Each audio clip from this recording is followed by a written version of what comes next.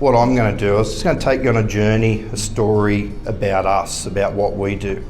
I'm not here to tell you that we do it right. I'm not here to tell you how you should do it and when you should do it. Some of you are on the journey and already, but the others have started that journey today by coming here. And if you're anything like us, go back in say 2015 and 16, you'd think, what the hell are we in for? But it's not as bad as you think. Subconsciously, once you get on the journey, you actually think about it more and it's actually easier. And I spoke yesterday that I drove 6.5 hours to Moree. I wouldn't drive that far for a holiday. And anyway, it was the most costly drive of my life. Because when I pulled up, I realised there's no way I'm driving this Hilux another 6.5 hours. So I bought a Toyota Prado, not at Moree. But one thing I asked, what is the fuel consumption? And I wouldn't have asked that 5 years ago or 10 years ago. And it's 1 litre per 100 kilometres less. So there is a saving on our carbon footprint. So a family beef operation established back in 1884, and I wish they bought more property back then than I've had to buy now, because now buying property isn't cheap. But anyway, my grandfather was raised by my 2 great aunties, and they had the local phone exchange and the post office, and Saltash is where we call home. So I work our operation now with my father. I said it yesterday, and he tells me what to do at 86 every day. He's already rang me twice this morning and said, where the hell are you? The cows have got out. No, they haven't. I also work with my 2 boys, James and Jack. James went to Armidale, did ag and business, and Jack a diesel mechanic and helicopter pilot. And they also tell me what to do. But we have a great a family dynamic. Where I'm going with this is, I often hashtag, and yeah, I am a phone warrior in bed and do a few posts, and whether they make sense or not, I don't know. A few people here do follow what I do, okay, but it is real. I try and talk positive about the industry, because our industry is positive, and I'll take you and I'll tell you why it is so positive. I often throw in a hashtag, farming for the future, because I'm doing it not just for me, but for my kids. And that's why I'm probably so passionate about it. And very passionate about it.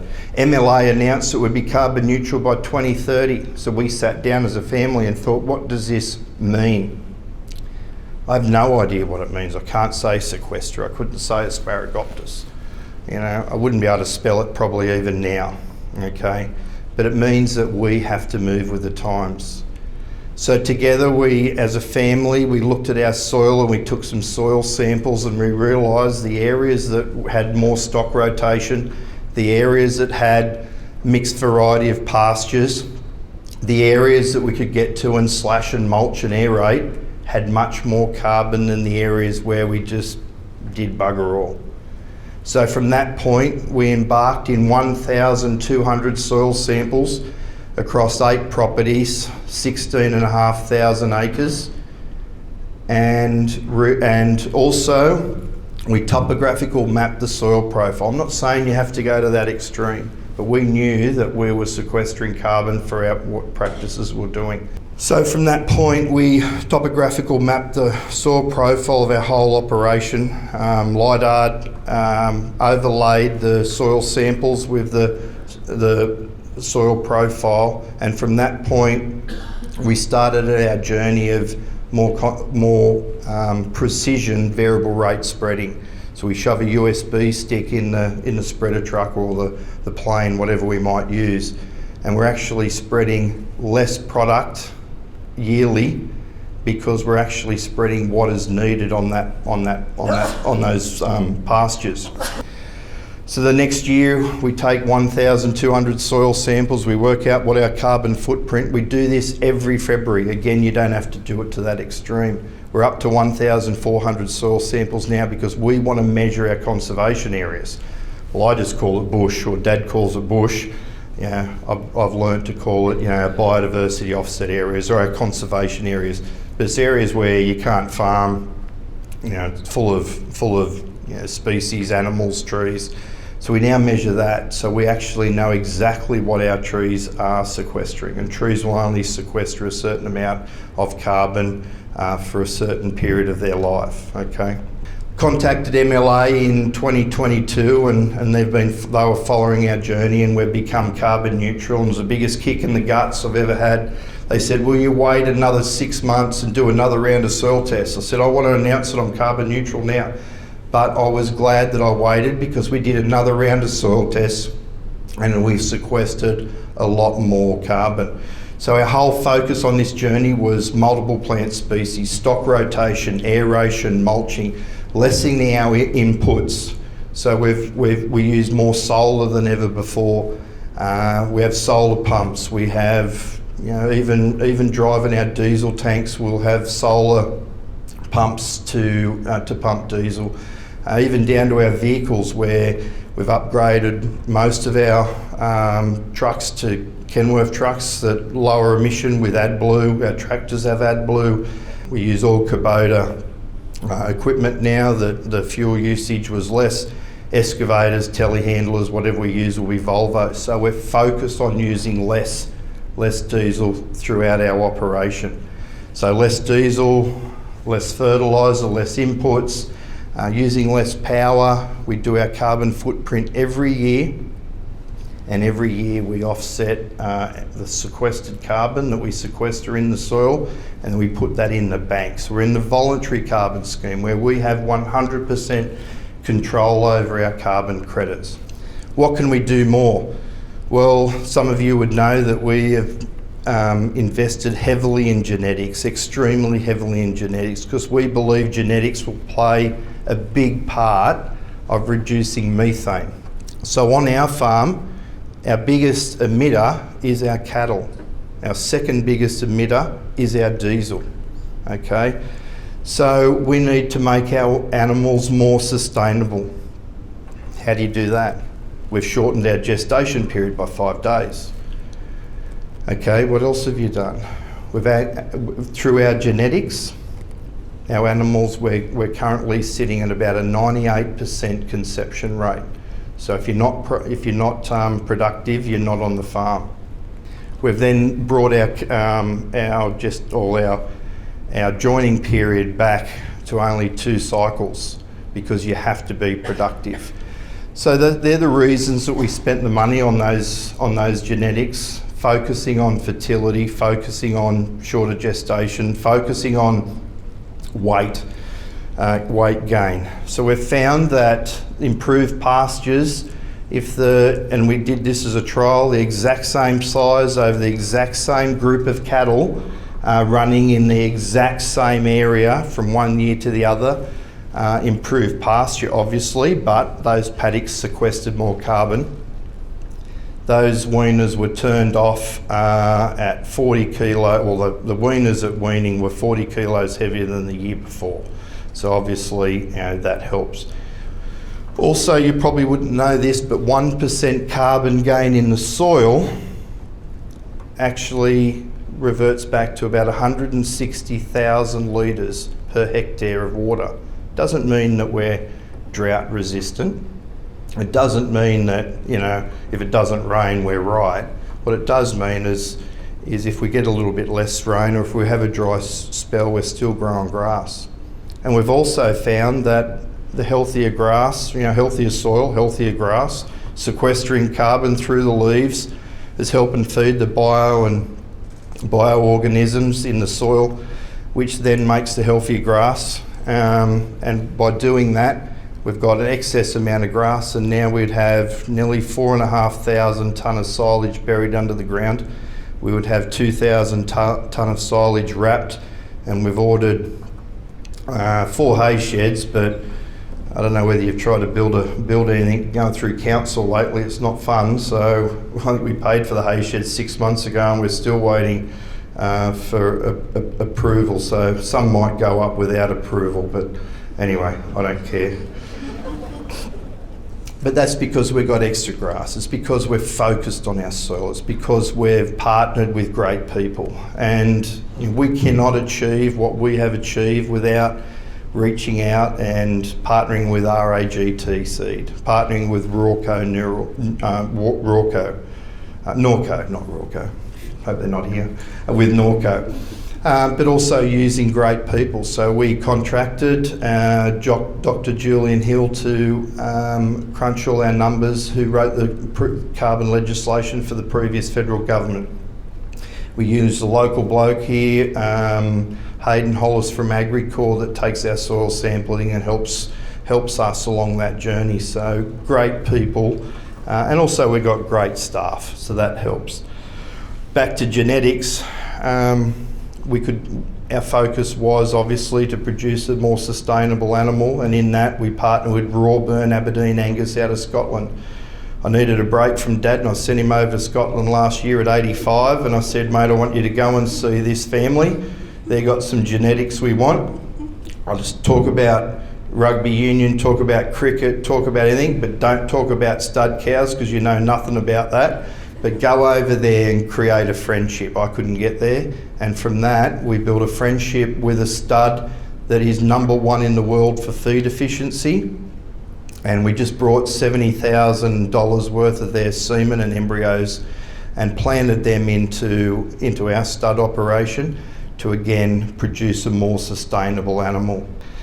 I heard someone say about China, and that's a great point. What are other countries doing?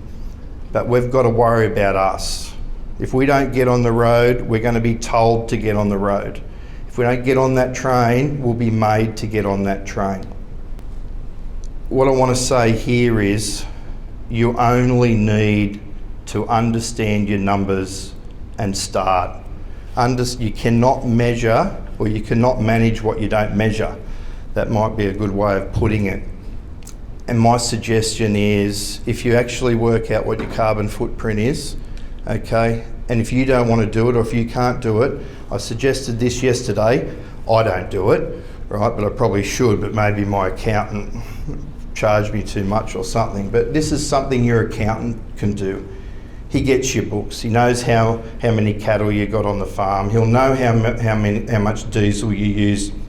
He'll know how much electricity that you used for that period. He can quite easily go into the carbon calculator and fill that out for you, and then bang, you've got a baseline. And if you choose to see what's going on in your soil, you can just do a small amount of soil samples, because I think it's within, like, you can do one soil sample every 5 kilometres, or it's a massive difference that you can do. So you only need to do a few soil samples within your operation, and from there you can see, or you can ask your local agronomist, how does this carbon level in our soil look? So there's a way to start forward.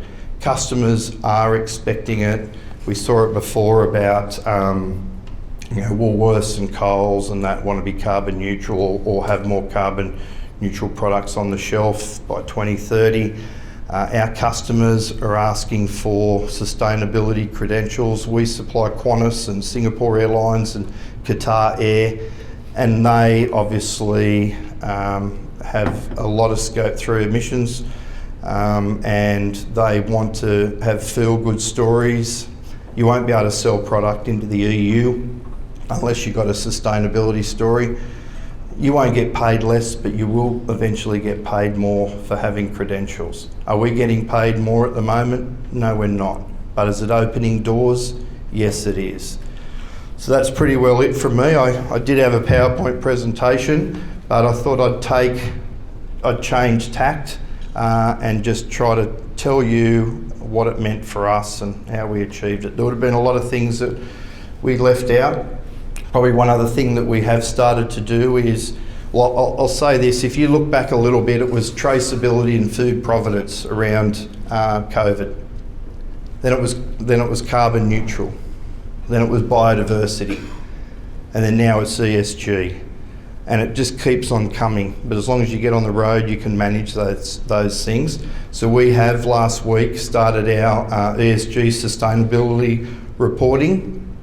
And we had a 4-hour workshop, and it was surprising how much we learnt. So ESG, I know we're on carbon, but ESG is something that a lot of you would do. You look after your animals, you look after your land, your environment, you support the community. And it's about pulling those things in that farmers do every day and documenting that. So we started that journey last week, and I did think, what the hell am I getting myself in for? But once it comes out, it'll be great. The other thing, be proud. Because you can go anywhere and say, not only can I lessen my carbon footprint, I can actually work to become carbon neutral. There's no other business out there that can do what we can do. So we are the answer. We hold the trump card, and we need to be strong, we need to be proud, and we need to say, hey, here's sustainable product. So you don't have to be carbon neutral to make a claim, you just need to know your numbers and be seen to be committed to lessening what your carbon footprint is. So hopefully that was okay. And no question's a silly question.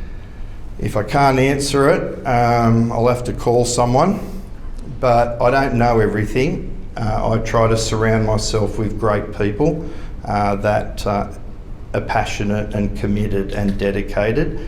And yeah, I do have to listen to my kids a fair bit too. Thanks very much, Robert. I love the story. So Macka, what was the catalyst for you starting to measure soil specifically, as opposed to tree carbon, seaweed, solid, etc.? Yeah, it is a good question. Obviously, a lot has changed since 1884, but there's so much remains the same. Our commitment to our land, our environment, our family, our staff, but also our dedication to supply our customers with a quality product that comes with a story. Storytelling is so important, we don't do it enough. So I suppose the journey was supplying a product that met the needs of our customers. And I said before about traceability, I took product to China and I tracked and traced it from paddock to feedlot to processing facility, DHL to Cathay Pacific to T2 in Beijing, and then from T2 the supermarket straight to the consumer that cooked it at home, because traceability, food fraud it costs Australia, right, and costs Canada and costs those really the countries that produce high quality product. I don't know what the number is now, but it's $40, $50, $60 billion food fraud costs. So we wanted to tackle food fraud. In short, the question is we wanted to provide what the consumer wants, and we want to provide what our customer wants. Again, do we get paid for it? No, we don't. Will we? Yes, we will.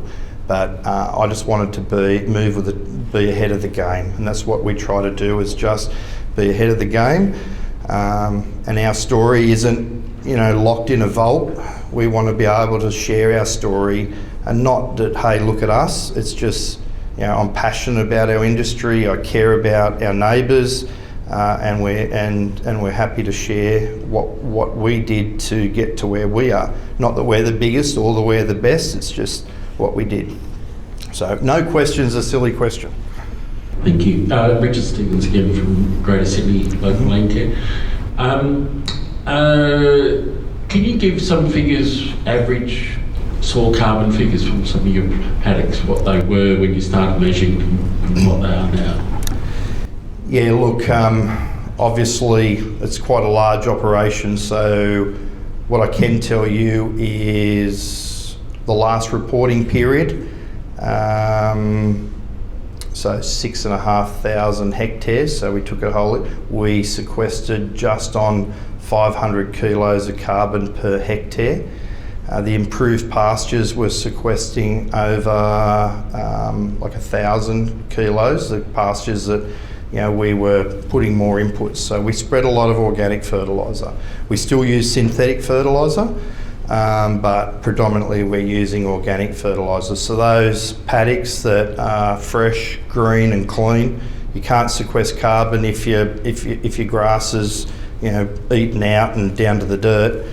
So we give our paddocks time to rest in the stock rotation, but we sequestered as little as I think 100 grams to maximum of over like a kilo, but average 500 kilos. From the start to where we are now, no, I'd have to call Hayden and ask him that or contact our office. But I know that we've got a forward trajectory.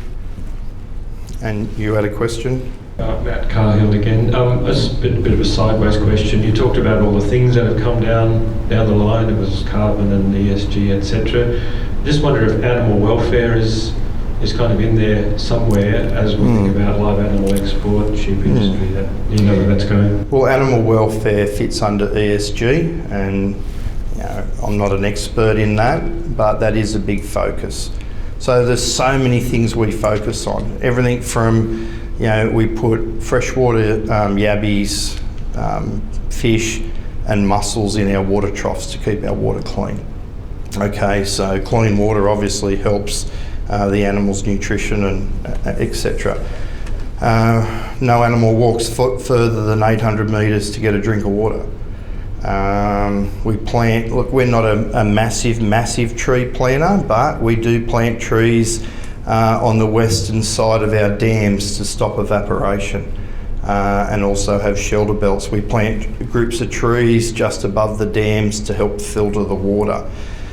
We have scratching posts. It's just little things, you know what I mean? So the brooms off the sweeper, the road sweeper, we don't get them. We brought in, which we should, and that would be a great story. We're recycling. Okay, even if you resole your shoes, that's a positive. Okay, just crazy little things. But we have those brooms that the cattle scratch on. Low stress handling in our yards, and all that stuff that you would all do. But yeah, look, that is a massive focus on us. Animal welfare is a big thing. Everything, even from bees, we have beehives right across our operation, both natural bees and those the normal bees. We have that to help pollinate our plants, our grasses, our trees. So animal welfare is very big. Macka, Stuart Austin. Hey Stuart, good to see you. You too. Just to follow on from Rob's question about the tonnes of sequestration you just mentioned, that's over a 12-month period? Yeah, we soil sample every February. And to what depth? And 30 centimetres. And above or below average rainfall in that 12-month period? Above average. Good, thank you. Yeah, look, we are in a great climate. We do get rain, but that doesn't mean that you can't be sustainable out west, that you can't sequester carbon. I think it's wheat and chickpeas, they sequester a fair bit of carbon. So, everyone can get on the journey. You don't have to become carbon neutral, but you just have to start. So all you got to do is just start. And again, that's why we're here today, because we care, we want to learn more, and we want to start. Thanks very much. I hope that was okay.